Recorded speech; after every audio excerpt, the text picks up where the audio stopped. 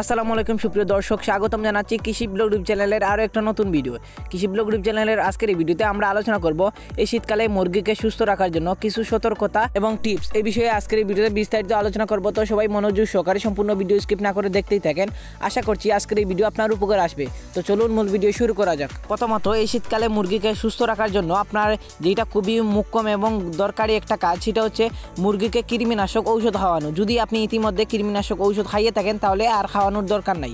একবার কৃমিনাশক ঔষধ খাওয়ানোর পর মিনিমাম আপনি 2.5 থেকে 3 মাস পর আবার নতুন করে কৃমিনাশক ঔষধ খাওয়াবেন।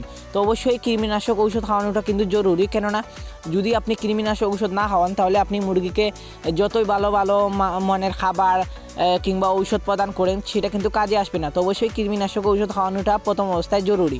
তারপর যেটা আসে সেটা হচ্ছে তাপমাত্রা নিয়ন্ত্রণ ব্যবস্থাপনা। তাপমাত্রা নিয়ন্ত্রণ ব্যবস্থাপনার জন্য 2টা ধাপ আছে।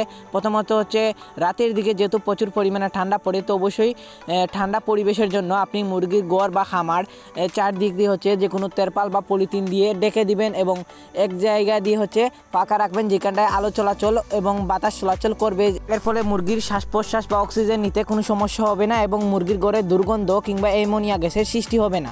তারপর যেটা আসে সেটা হচ্ছে রাতের দিকে যদি তারপরেও বেশি ঠান্ডা পড়ে এবং দেখেন আপনার মুরগির গায়ে ঠান্ডা লাগতেছে, তাহলে আপনি লাইট বা বাল্ব ব্যবস্থাপনা করতে পারেন। এর ফলে কিন্তু রাতের দিকে মুরগির ঘরে অনেকটাই তাপ উৎপন্ন হবে এবং বাল্বের মাধ্যমে কিন্তু আপনার মুরগির ঘরের বা খামারের তাপমাত্রা নিয়ন্ত্রণ করতে পারেন। এক্ষেত্রে আপনি থার্মোমিটার ব্যবহার করতে পারেন। তারপর যেটা আসে সেটা হচ্ছে খাবার ও পানি ব্যবস্থাপনা।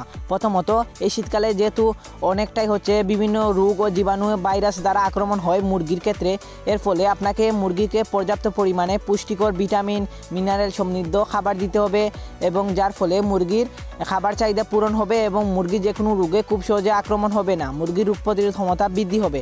এরকম কিন্তু পুষ্টিকর খাদ্য আপনাকে প্রদান করতে হবে এবং পর্যাপ্ত পরিমাণে খাদ্য প্রদান করতে হবে এই শীতকালে। তার পাশাপাশি প্রতিনিয়তই কিন্তু মুরগিকে নর্মাল পানি প্রদান করতে হবে, অথবা আপনি যদি চান এই শীতকালে কিন্তু আপনি কিছুটা কুসুম গরম পানিও দিতে পারেন। তার পাশাপাশি যেটা আসে সেটা হচ্ছে পরিষ্কার পরিচ্ছন্নতা।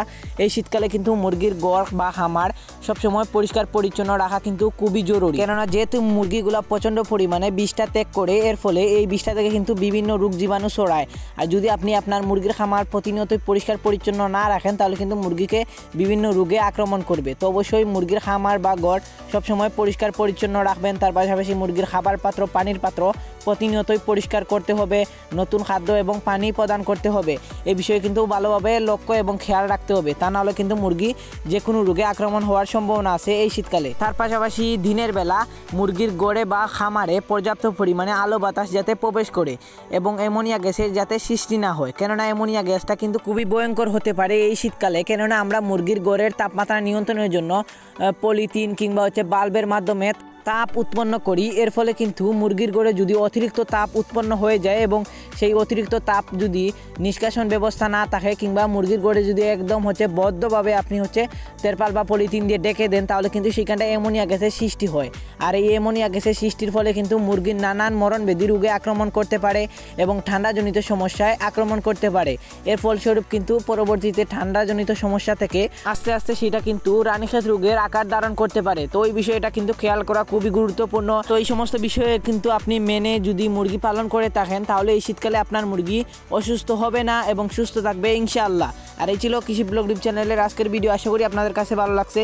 এরকম নিত্য নতুন মুরগি পালন বিষয়ে ভিডিও পেতে হলে অবশ্যই কৃষি ব্লগ ইউটিউব চ্যানেলের পাশেই থাকবেন। নিত্য নতুন ভিডিও পেতে হলে অবশ্যই কৃষি ব্লগ ইউটিউব চ্যানেলটি সাবস্ক্রাইব করবেন এবং পাশে থাকা নোটিফিকেশন বেল আইকনটি অল সিলেক্ট করে রাখবেন, যাতে আমরা পরবর্তীতে এরকম নিত্য নতুন ভিডিও আপলোড দিলে সবার আগে আপনার কাছে পৌঁছে যায়।